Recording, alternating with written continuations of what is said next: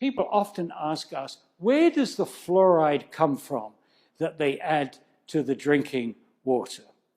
And I'm afraid the sad response is, an accurate response is, it is not pharmaceutical grade fluoride. It's not the same kind of fluoride that we get in toothpaste or other dental products. Why don't they use pharmaceutical grade? It would be too expensive to use pharmaceutical grade. Okay, so what do they use? They use a waste product, a hazardous waste product from the phosphate fertilizer industry.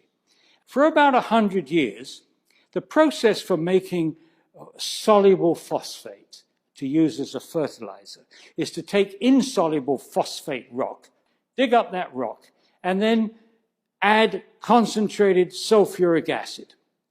And that reaction between those two chemicals puts off two very toxic gases, hydrogen fluoride, HF, and silicon tetrafluoride, SiF4. And over the 100 years, many examples of severe poisoning of the local environment. The fluoride gases and dust falls on the grass, the cows eat the grass, it cripples the cows, ruins the teeth, and so on. And the EPA required the phosphate fertilizer industry to put a scrubber on, a spray of water. And that spray of water converts these two gases, hydrogen fluoride and silicon tetrafluoride, to a new substance called hexafluorosilicic acid, H2SiF6. Now, this is where we get to the bizarre point. They can't dump this scrubbing liquor containing hexafluorosilicic acid into the sea by international law. They can't dump it locally because it's far too concentrated and corrosive. But if they sell it to somebody, if somebody is willing to buy this, it becomes a product. Under hazardous waste regulations, if the chemical industry can sell a hazardous waste product, it then becomes a product. And for the chemical industry, that makes sense. And for the EPA, it makes sense for industry to be recycling its toxic chemicals rather than dumping them somewhere.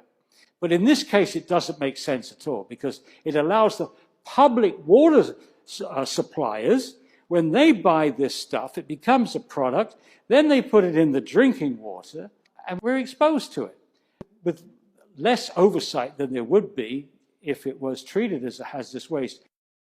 There's another issue, that the hexafluorosilicic acid has in it, in the process of making it, other contaminants, arsenic, lead, mercury, even traces of radioactive isotopes.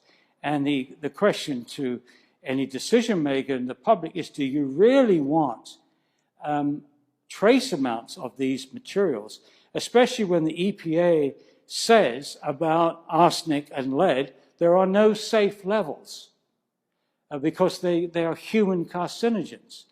So any level of arsenic exposure, any level of lead exposure, potentially will increase cancer rates in the United States. And that's why, to many people, it's unpalatable to be drinking what has originated as a hazardous waste product from the phosphate fertilizer industry.